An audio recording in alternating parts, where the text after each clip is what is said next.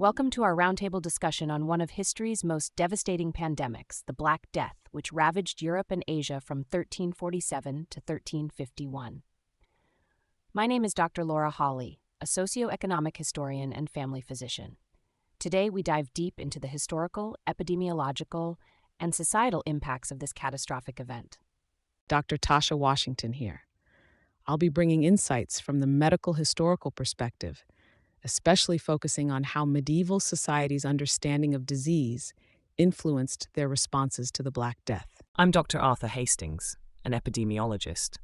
I look forward to shedding light on the Black Death's patterns of spread and the role of various factors in its alarming mortality rates. Dr. Michael Tang here. As an infectious disease specialist, I'm excited to discuss Yersinia pestis, the bacterium behind the bubonic plague, and compare the transmission vectors then and now. I'm Dr. Ted Bates, specializing in public health. The societal response to the Black Death and the quarantine measures taken are particularly fascinating, given the parallels to modern epidemic responses. And I'm Dr. William Clark, here to explore the psychological impact such a pandemic has on a society, from the mass trauma experienced during the Black Death to long-lasting effects on cultural and social practices. Let's not forget the significant role global trade routes played in the spread of the plague. Arthur, could you elaborate on that? Absolutely. The Black Death followed the trade routes, highlighting not only the interconnectedness of regions, but also how disease can exploit these connections. Tasha, your thoughts on how this ties into the medical understanding of the time? Well, Arthur, it's critical to note that the miasma theory dominated. People believed in bad air as the cause of disease, which fundamentally misdirected the public health response. Mike, I think you'll agree that this misunderstanding was costly. Undoubtedly, Tasha. The lack of knowledge about Yersinia pestis and its vectors led to ineffective control measures. Importantly, it was the rats and fleas, not just the air, that played a central role, something we understand now but was then unknown. The public health infrastructure was frankly overwhelmed. They relied on quarantines and isolation, measures that sound familiar today, yet the understanding and implementation were vastly different. The fear and isolation had profound psychological effects, contributing to societal unrest and a change in the dynamics of community life. It's a crucial angle to explore when discussing the impact of such pandemics. Each perspective sheds light on a complex mosaic of factors that define the Black Death's rampage through continents. As we move forward, let's keep challenging and expanding upon these insights.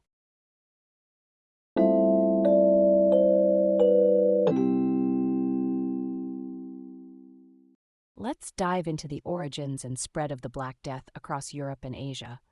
Arthur, could you outline the epidemiological pattern we see with this pandemic? Yes, the Black Death, or bubonic plague, showcased a terrifying speed and scale of transmission. It traveled from Asia to Europe along trade routes, devastating cities and rural communities alike. It's critical to note the role of global trade routes in this spread. The Silk Road, for example, wasn't just a conduit for goods, but also for diseases. It's a stark reminder of how interconnectedness can swiftly become a double-edged sword. I acknowledge that, Tasha, and while those routes facilitated the plague's journey, the disease's reach and impact were magnified by the unpreparedness of medieval society to handle such a pandemic. That's a potent point. The socio-economic fabric at the time was indeed ill-equipped for such a crisis. It threw entire communities into chaos, restructuring societies in profound ways. Absolutely, and we shouldn't overlook the devastating impact on the population. Some estimates suggest that up to 60% of Europe's population was wiped out. This wasn't just an epidemic, it was a societal earthquake. Correct, Tasha. But let's not gloss over the initial transmission vectors. It's about more than human trade routes. It's also about the conditions that allowed Yersinia pestis to thrive along those routes. And on that note, Arthur, your point about vectors is crucial. We now understand that Yersinia pestis was primarily spread by fleas carried on rats, but back then, the knowledge about disease vectors was practically non-existent. Indeed, Mike. The lack of epidemiological insight at the time only exacerbated the spread. But it's important not to oversimplify the transmission routes. Not just rats and fleas, but also the movements of people played a key role. I must interject, the socio-economic shifts cannot be overstated. The devastation led to a massive labor shortage, which in turn had a ripple effect on wages, agriculture, and ultimately the feudal system itself. That's an insightful observation, Tasha. The Black Death indeed acted as a catalyst for monumental changes, not just in population numbers, but in the fabric of European society itself. It's a testament to the profound impact disease can have on global history. Though it's easy to focus on Europe, one must remember this was a pandemic that affected Asia profoundly as well. Its impact on societies there, from economic to socio-political changes, paralleled those in Europe. A valuable point, Arthur. This was indeed a global catastrophe with far-reaching consequences that reshaped entire civilizations. Thank you all for your insights. It's clear the Black Death's origins and its unrelenting spread has much to teach us about global interconnectedness, societal vulnerability, and the relentless march of disease across man-made borders.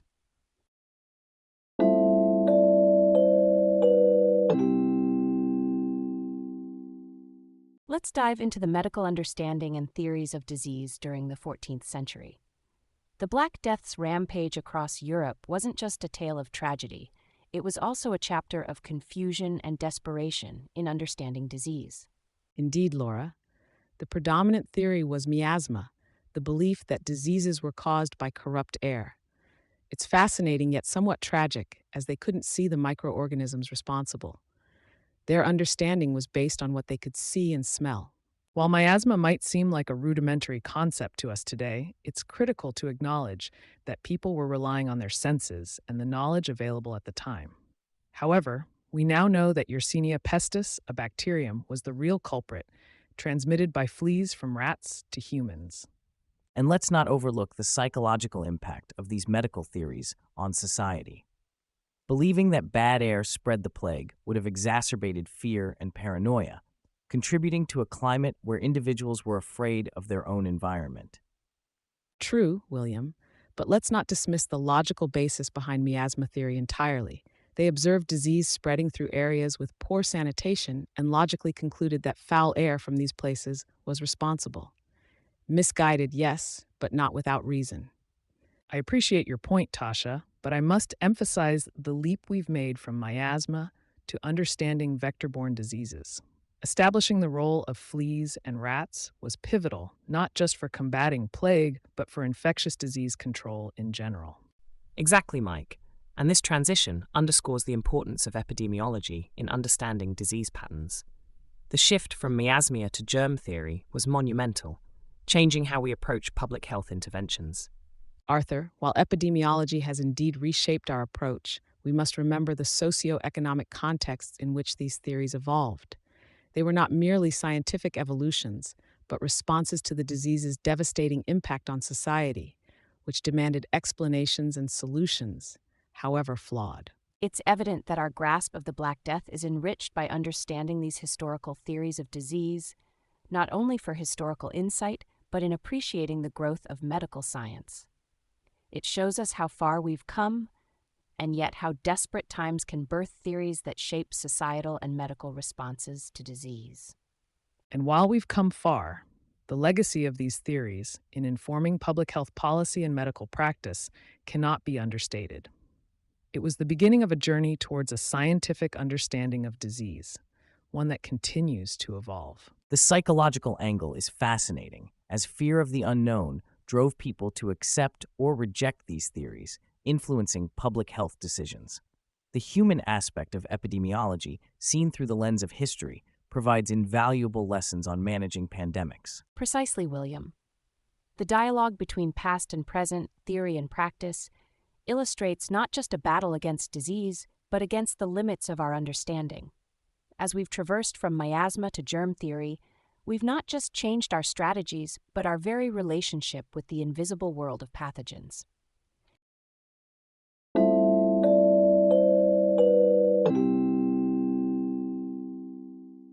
Let's delve into the vectors of the Black Death, understanding its biology and spread.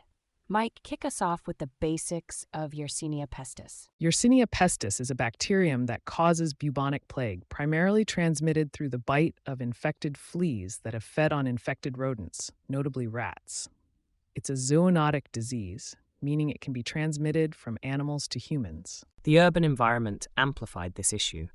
Highly populated areas with poor sanitation saw higher rates of fleas and rats, creating the perfect storm for rapid disease spread. On public health implications, effective control of rodent populations could have significantly mitigated the spread. However, their understanding of disease vectors just wasn't there. That underscores the critical role of vector control in managing zoonotic diseases. Absolutely, and it's important to note that while rats are often blamed, the ecology of Yersinia pestis is much more complex. Recent studies suggest human fleas and lice could have also played a significant role in the pandemic's spread. Right, but I have to interject. It's an oversimplification to transfer the blame solely to human parasites. The role of rats should not be underestimated. They were, after all, the primary hosts for these fleas. And to add to that, understanding vectors goes beyond just controlling the immediate outbreak. It has long-term public health implications for preventing future outbreaks of similar diseases. Exactly. Vector control is not just about eradication, but understanding the ecological balance. Getting rid of rats, for instance, could have unforeseen consequences on the ecosystem. Discussing vectors, we shouldn't overlook the psychological impact such knowledge, or the lack thereof, had on society. Fear of invisible forces, be it fleas or miasmas, compounded the terror of the Black Death. Completely agree, William. The fear of the unknown and unseen could have been almost as paralyzing as the disease itself. Speaking of the unseen, it's fascinating how our knowledge of these vectors has evolved from then to today. That evolution underscores the importance of scientific progress. Knowing what we fight can transform fear into actionable knowledge. And let's not forget, it took centuries for the role of fleas and rats in the transmission of bubonic plague to be accepted. Our understanding of diseases is ever evolving. True. This evolution of understanding shows the importance of public health measures and research in combating pandemics. We've come a long way since the 14th century. Indeed, this discussion highlights how critical it is to study and understand the vectors of disease. It's a vital part of managing and preventing outbreaks. Thank you all for such an enlightening discussion on this.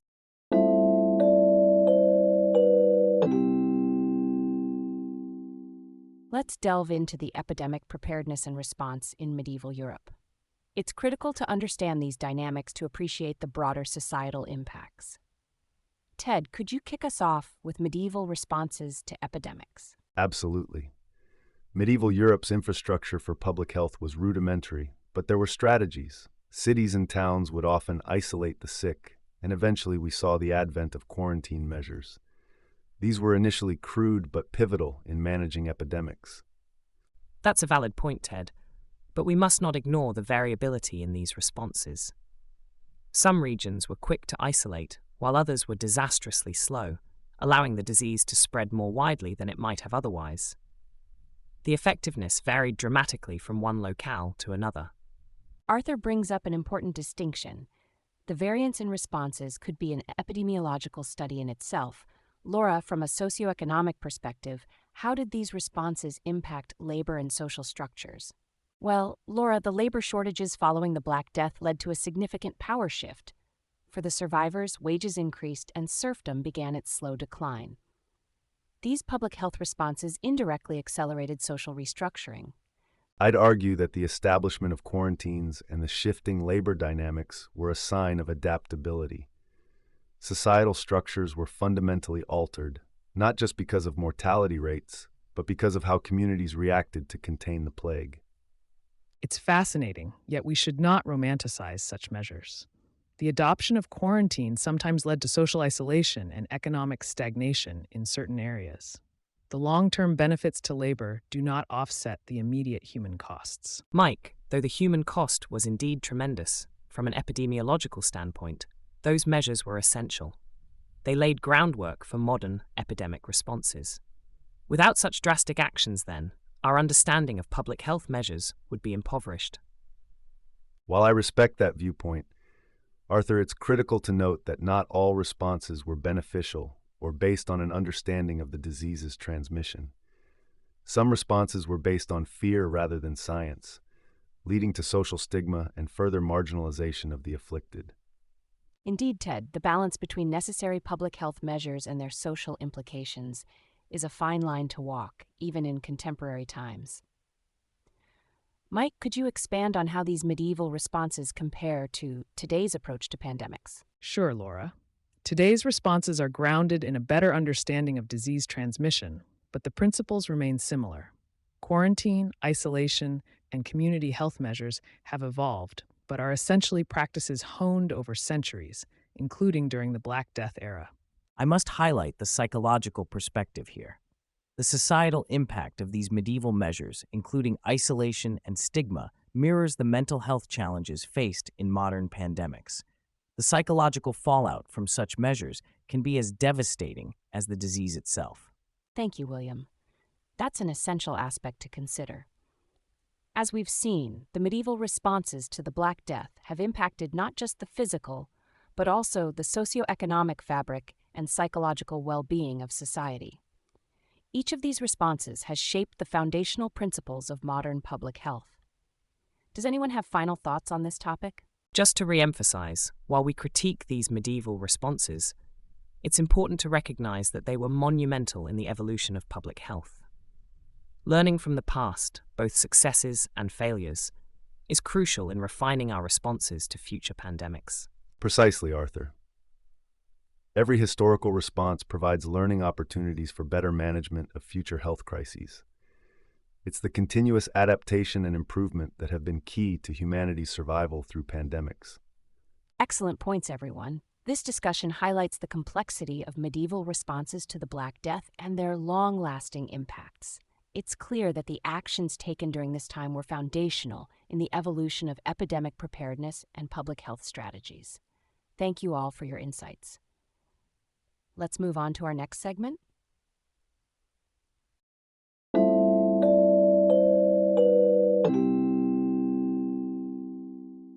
Let's dive into the measures taken during the Black Death that we'd now recognize as public health strategies, notably quarantines. Ted, can you start us off with how quarantines were first implemented? Certainly. The concept of quarantine during the Black Death was revolutionary. Cities like Venice implemented a 30-day isolation period, which was later extended to 40 days, forming the term quarantine, because in Italian, quaranta means 40. This was a direct response to the relentless spread of the plague. It's important to note that the acceptance of these measures varied significantly.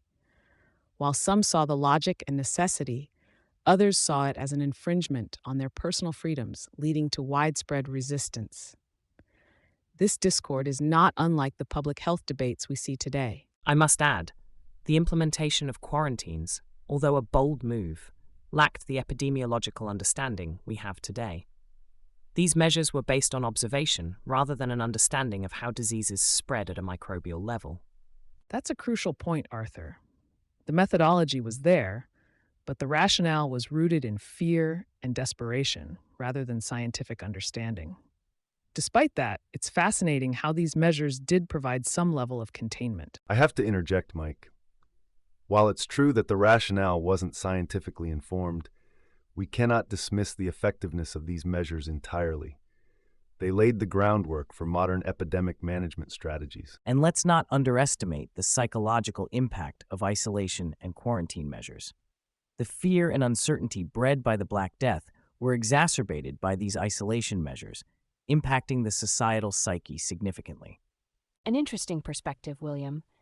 The psychological toll of these strategies highlights a critical element of public health responses, then and now, the balance between physical health and mental well-being. Absolutely, Laura. Moreover, the societal consequences of these quarantine measures sparked a notable shift in public behavior and attitude towards health authority, which arguably could be seen as the infancy of public health as a societal concept. While Tasha makes a valid point about the societal shift, we can't overlook the economic implications. Quarantine measures, though necessary, had a stifling effect on trade and the movement of goods, contributing to the economic downturn experienced during the Black Death. Arguably, Arthur, that economic downturn forced societies to rethink and eventually innovate new strategies for trade and public life post-plague. It's a classic case of necessity being the mother of invention. I see where you're coming from, Ted, but let's not romanticize the aftermath. The path to those innovations was paved with immense human suffering and societal upheaval. It's a stark reminder that the human cost of pandemics extends far beyond the immediate mortality rate. The social and psychological scars can reshape societies in profound ways. This has been an insightful debate on the multifaceted impact of quarantine measures during the Black Death. Each perspective underscores the complexity of managing a pandemic, from public compliance and understanding to economic and psychological consequences. Thank you all for your contributions.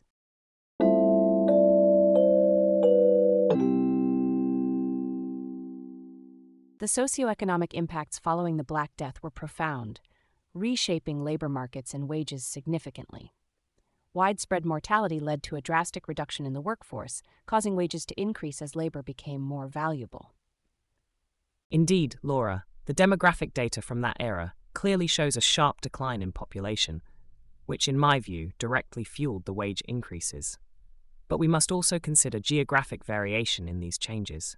Not all regions experienced the same degree of labor shortage. That's a valid point, Arthur, but let's not overlook the public health consequences of these economic upheavals. With the labor market tightening, the surviving workers had better bargaining power, which theoretically should have led to an improvement in living conditions and, by extension, health. Yet the overall societal disruption likely negated these potential benefits. Ted brings an interesting perspective into this discussion. The economic shifts weren't purely beneficial. They carried complex public health implications. I'm compelled to add that while wages did increase, the inflation that followed eroded much of these gains. This inflation was a direct consequence of the labor shortages, and it exacerbated the hardships of the lower economic classes. That's a crucial correction, Tasha. The nominal wage increases can indeed be misleading if we ignore the rampant inflation of the time. However, I think we might be overlooking the adaptation of the agricultural sector to these changes. Explain your point further, Arthur. Well, as labor became scarce, there was significant innovation in farming practices. Landowners began consolidating lands and investing in more efficient agricultural techniques. This increased productivity in the long run, but also accelerated the enclosure movement, affecting the rural poor negatively.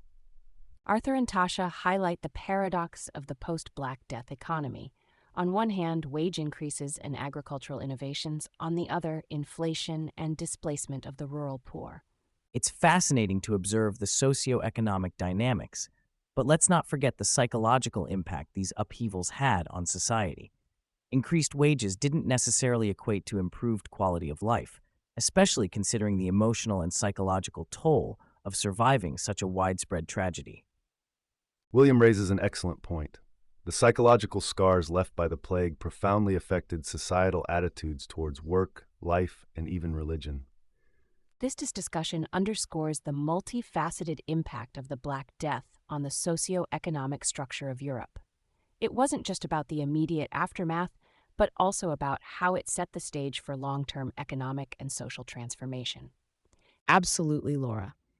And it's worth emphasizing that while we talk about economic shifts and psychological impacts, we're also discussing the resilience of human societies to adapt and evolve in the face of unprecedented challenges. Indeed, Tasha, the Black Death, for all its devastation, acted as a catalyst for change, pushing Europe out of feudal stagnation and into the beginnings of the modern era. This lively debate only scratches the surface of the Black Death's impact. It's clear that the socio-economic shifts were deeply interconnected with public health, psychological well-being, and the broader historical transformation of European society.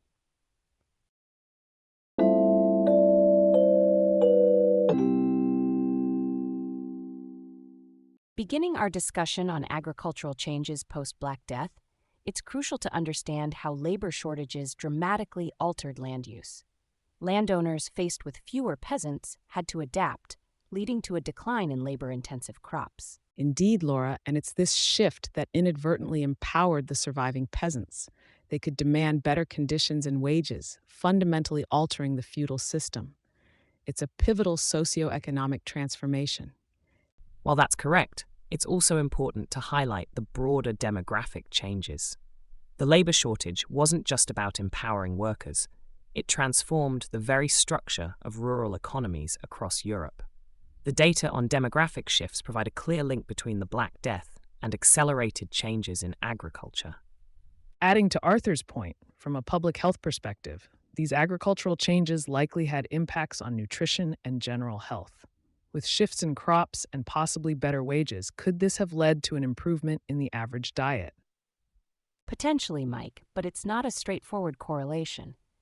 Better wages don't always translate to better nutrition, especially in a society still reeling from such a massive population loss. And let's not overlook the shifts in social hierarchies that these agricultural changes induced. As peasants became more valuable, their status in society subtly yet significantly shifted, challenging previous norms and power dynamics. True, Tasha, but let's not exaggerate the speed of these shifts. The decline of feudalism was already underway. The Black Death merely accelerated it. The socio-economic landscape was ripe for transformation. Arthur brings up a valid counterpoint. However, the acceleration cannot be understated. It didn't just nudge feudalism, it catalyzed a seismic shift in medieval society. While the socio-economic implications are significant, it's equally important to acknowledge how these shifts impacted public health policies. Better economic conditions and shifts in land use have direct implications for how societies manage public health and allocate resources. Ted, I must interject. The connection between economic conditions and public health policies in the aftermath of the Black Death seems overstated. Public health as a formal discipline didn't really emerge until much later.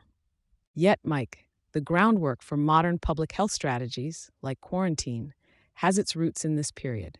We can't disregard the impact of economic and social changes on how these strategies were implemented and evolved.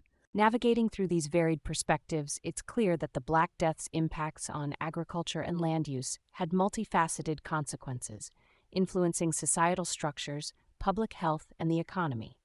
Such discussions underscore the importance of interdisciplinary approaches to understanding historical events.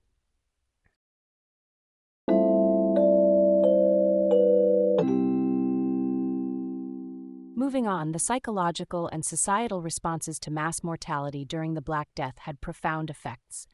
The collective trauma experienced shifted societal attitudes toward death, impacting everything from religious practices to community structures. Let's dive into these transformative changes. Indeed, the sheer scale of mortality, where some regions saw up to half their population perish, cannot be understated. This mass mortality spurred a significant shift in societal attitudes towards death. People began to view death not just as a personal loss, but as a collective experience. This, in turn, facilitated a more communal approach to grieving and coping mechanisms. That's a valuable point, William. Moreover, the epidemic had a distinct impact on religious practices. The fear and uncertainty led to increased religiosity in some areas, with people seeking solace in faith. However, in others, there was a notable turn away from traditional religious institutions, perceived to have failed in protecting the population. While those are significant observations, I think it's crucial to highlight the consequent shifts in family structures and community cohesion you mentioned, Laura.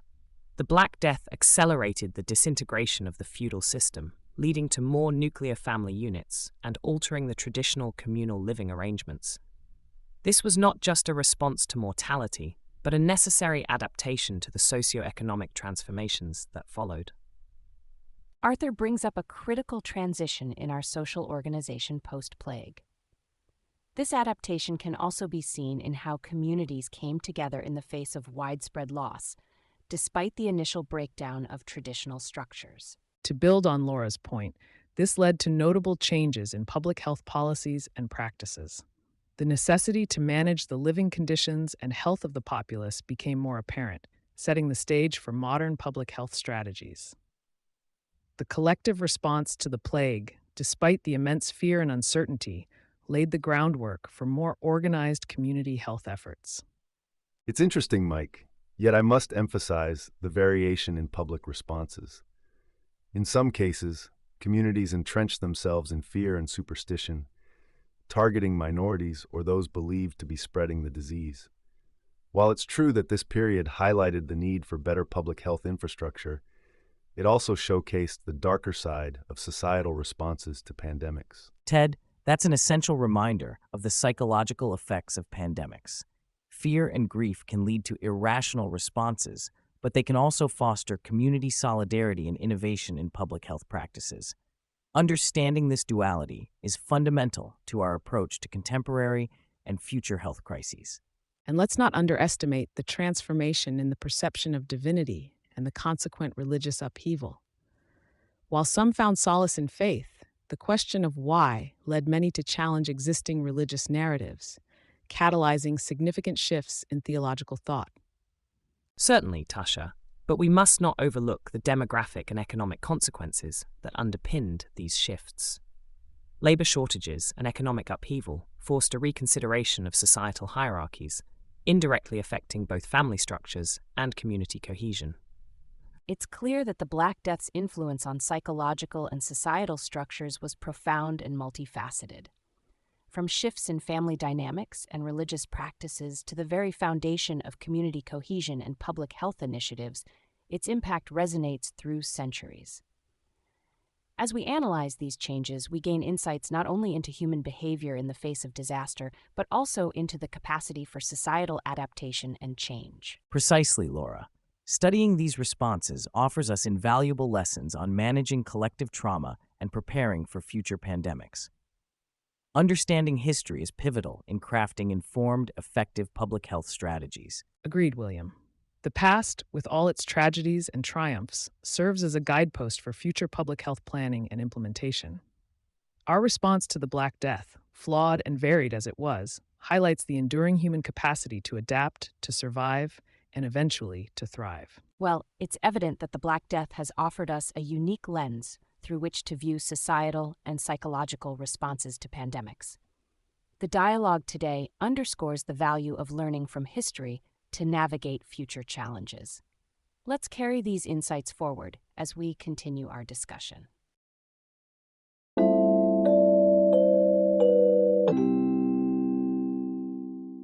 Let's discuss the profound impact the Black Death had on medieval medicine and how it shapes our approach to future pandemics. Indeed, the Black Death was a pivotal moment for medicine.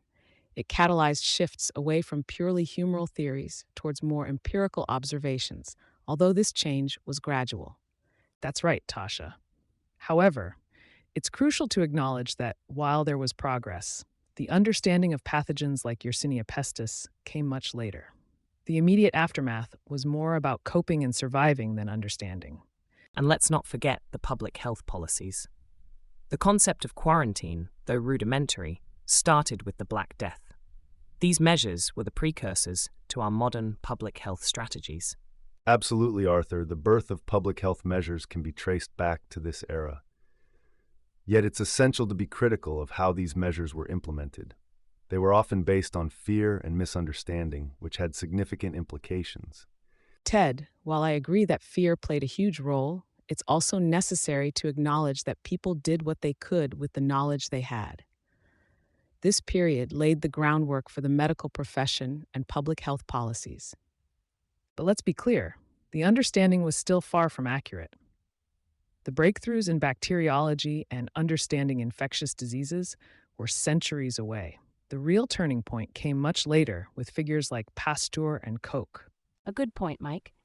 Yet the Black Death arguably accelerated the process towards those discoveries by exposing the limitations of existing medical theories. It also triggered a shift in how societies perceived and responded to pandemics psychologically. The collective trauma and the search for explanations influenced the medical discourse for centuries. I must interject. While psychological impacts are significant, we must not underestimate the value of the epidemiological data collected during that time. Despite its limitations, it offers insight into the spread and impact of the disease. Arthur, while epidemiological data is invaluable, the interpretations of such data were shaped by the medical theories of the time. We must analyze them critically, considering the historical context. Exactly, Tasha. The data alone doesn't tell the full story. The advancements in our understanding of infectious diseases were incremental and built upon past observations, including those from the Black Death era. And yet, here we are, centuries later, still grappling with pandemics. The foundations laid during the Black Death, both in public health and in societal responses, continue to inform our actions. This conversation underscores the multidisciplinary approach needed to tackle pandemics.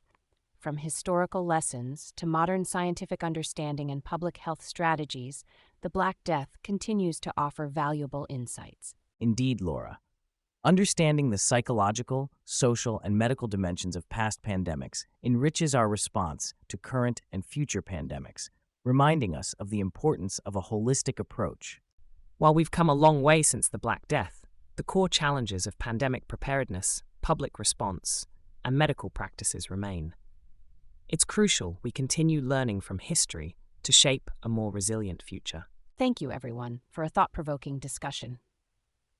Our exploration of the Black Death's impact on medieval medicine and future pandemics highlights the complexity of responding to such crises, underscoring the importance of learning from history.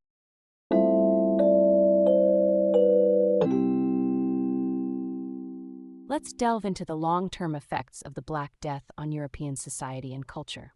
It's undeniable that the pandemic accelerated changes within feudal society. The drastic reduction in population altered the very fabric of Europe's economic and social structure. Exactly, Laura. The demographic shifts caused by the Black Death cannot be understated.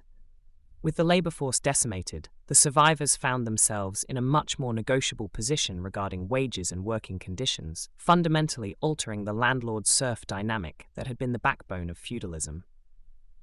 You're right, Arthur, but let's not overlook the changes in the social structures themselves. The economic empowerment of the peasantry contributed to the erosion of the feudal system, yes, but it also led to significant shifts in power dynamics, illustrating a pivotal moment in the transition towards what we might recognize as early modern societal structures.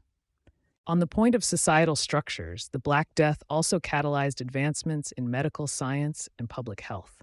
The catastrophic failure to prevent or treat the plague pushed medicine away from mystical explanations towards observational science, even if the progress was slow. Adding to Mike's point, the implementation of public health strategies like quarantines and the isolation of the sick saw their origins during the Black Death. These responses represented the rudimentary beginnings of structured public health policy, despite their rudimentary understanding of disease transmission. And we cannot overlook the psychological impact. The collective trauma experienced reshaped cultural attitudes towards death, leading to changes in art, literature, and religious thought. This immense mortality made death a central theme, influencing European culture for centuries. Indeed, William. The psychological scars left by the Black Death set the stage for a profound transformation in European ideology. Yet, it's essential to recognize the different trajectories these changes took across Europe. The effects were not uniform, and the reactions varied greatly from one region to another, influencing the cultural diversity we see across Europe today. Tasha makes a valid point about regional diversity. For instance, the economic recovery in some areas was quicker due to innovations in farming and technology, influenced in part by the labor shortages. Interrupting, but to add to Arthur's and Tasha's points, this era's scientific and technological ingenuity was partly born from necessity. The labor shortages forced a rethink in agricultural practices, indirectly fostering a ground for innovation. Let's not forget the public health implications of economic and social upheaval. Economic instability can often lead to public health crises, yet the post-Black Death period demonstrated remarkable adaptability in this regard. Absolutely, Ted. The psychological resilience and societal adjustments post-plague highlight how human societies can reformulate their structures and beliefs in the face of immense challenges. To conclude, the Black Death was a catalyst for transformative changes in European society and culture. Its long-term effects are a testament to the complex interplay between disease, society, and human adaptability.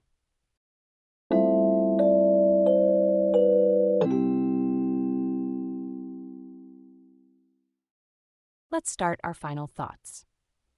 The discussion today has spanned from origins to impacts, weaving through the fabric of society altered by the Black Death. Yes, and I must emphasize the monumental shift in medical understanding. The transition from miasma to germ theory, although far off, began its nascent journey here. Mike, you made an excellent point on how Yersinia pestis was eventually understood, contrasting sharply with 14th century beliefs. Absolutely, Tasha. The scientific evolution can't be overlooked. But Arthur, your insights into the epidemiological spread were invaluable for understanding the sheer scale of devastation. Thank you, Mike. The patterns of disease spread are critical. Yet, Ted, it was your analysis on public health responses and quarantine measures that really highlighted the attempts at control and prevention. Though I'd contend that effectiveness was varied at best, given the limitations of the time. I appreciate that, Arthur, and I see your point. The measures were indeed rudimentary by today's standards. However, William's perspective on the psychological impact these had cannot be ignored. The fear and isolation had profound effects at a societal level. Indeed, Ted, the mental health scars were deep. This feeds into how Laura expertly tied the socio-economic upheavals to broader historical trends. The labor market's transformation was pivotal.